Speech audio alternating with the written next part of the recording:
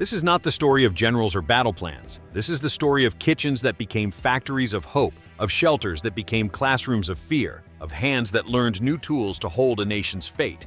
This is the Homefront, where wars were won and lost in the ordinary acts of life.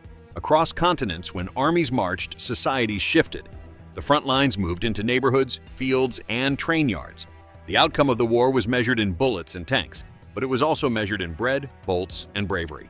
Over the next 30 minutes, we will travel to 4 home fronts: the United States, the United Kingdom, the Soviet Union, and Germany, and listen to the people who lived through the trials, triumphs, and moral tests of the civilian struggle. By 1941, the war had become total. Every factory, field, and household mattered. Tanks and bombs needed steel, oil, food, and hands. To win, nations had to supply armies and civilians at once. A logistical fight fought in the smallest domestic spaces. The home front changed what it meant to be a citizen. Work became wartime duty.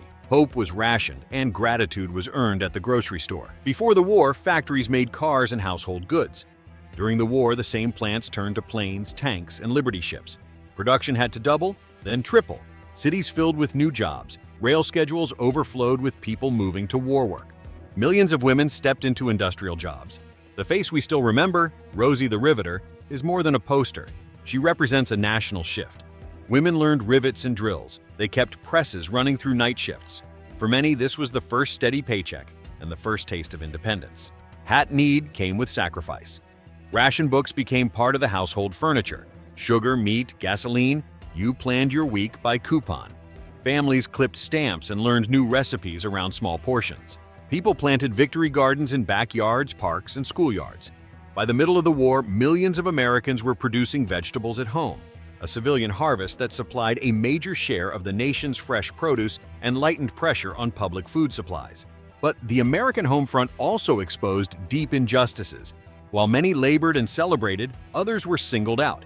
African Americans pushed for the double 5E, victory abroad and victory at home, demanding that the promises of democracy apply to them as well as to soldiers overseas. And then there was a national mistake. Under Executive Order 9066, more than 100,000 Japanese Americans were removed from their homes and sent to inland camps. Men, women, and children lost businesses and property, and the country wrestled with the cost of fear. The American home front was a world of great production, civic pride, and hard moral questions, a place where the machinery of democracy was tested by the pressure of war. For Britain, war arrived quickly and at night.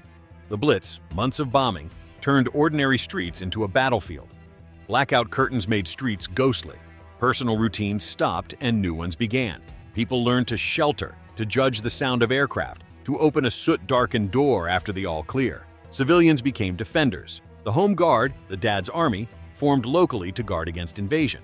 Air raid precaution wardens checked blackouts and guided people to safety.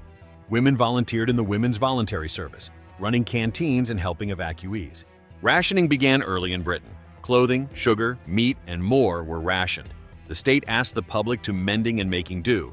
In gardens and allotments, people dug for victory, turning small plots into food producers that kept families alive and morale intact. The government also made a wrenching choice: evacuation. Children, hundreds of thousands, were moved from cities to the countryside on the eve of war. For many, it was safety. For many parents, it was a grief of separation. Britain's struggle was endurance under fire, a civic squeeze that reshaped family life, labor, and the sense of neighbor. When the German armies invaded the Soviet Union, the state did something extraordinary. It picked up factories and moved them east of the Urals. Trains became lifelines, loaded with presses, turbines, blueprints, and men. Scholars estimate that well over 1,000 large enterprises were relocated, and that millions of civilians evacuated to safer regions as the front surged west. Towns in the east swelled overnight. The social fabric strained under the weight of refugees and machinery. Life at the new factories was harsh. Housing was insufficient, food was short, and public health strained.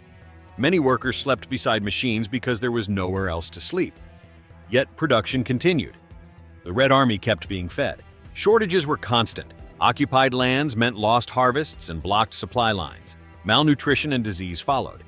In towns that doubled in population, a single bathhouse or public toilet could serve tens of thousands. Small details that reveal the human cost of industrial rescue. Labor mobilization was massive and often coercive. Women took on heavy industry and farm work. Prisoners and forced labor were used for essential projects.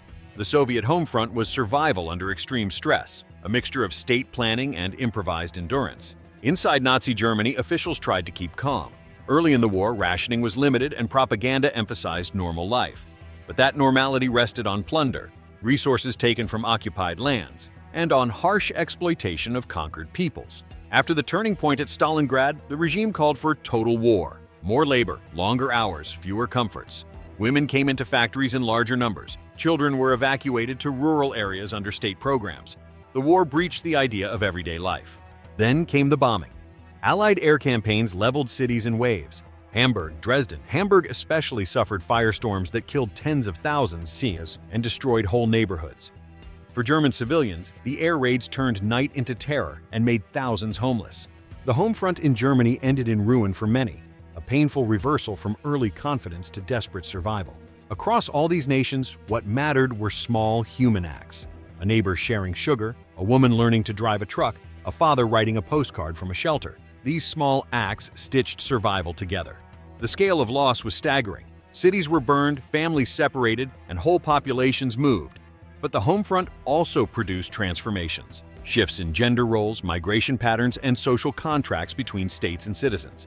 Each nation's Homefront was shaped by its resources, leadership, and choices. The US had production might and relative distance from battle. Britain had endurance under direct attack. The Soviet Union bore near-total destruction and remade its industry under fire. Germany paid a heavy price for early plunder and late mobilization. And in the middle of those policy decisions were people, mothers, children, factory hands, and volunteers, whose daily choices defined the texture of survival. The Homefront teaches a simple truth. War is not only fought with bullets, it is fought in kitchens and fields, in factories, and in the quiet courage of ordinary people. Remembering them is how we keep history honest, by telling the whole story and by honoring those who labored in silence so that others might live. I stood at the lathe and thought of home. My hands smelled of oil and metal. That first paycheck bought my brother a train ticket to join the Navy. I felt proud and frightened in the same breath. They told us to carry our gas masks. At night, we ate by candlelight and counted the holes in the roof. But when the bombing stopped, we found neighbors with extra bread and a smile. That kept us going. The orders came at dawn. Pack what you can. We loaded machines into boxcars and left our streets behind. The next winter, we built a new plant from snow and hope. The Homefront teaches a simple truth. War is not only fought with bullets. It is fought in kitchens and fields, in factories, and in the quiet courage of ordinary people. Remembering them is how we keep history honest, by telling the whole story and by honoring those who labored in silence so that others might live. Thanks for watching till end. We are new here, so you can show a little support to make us subscribed and also on the notification for the next story's documentary to watch first and enjoy that too.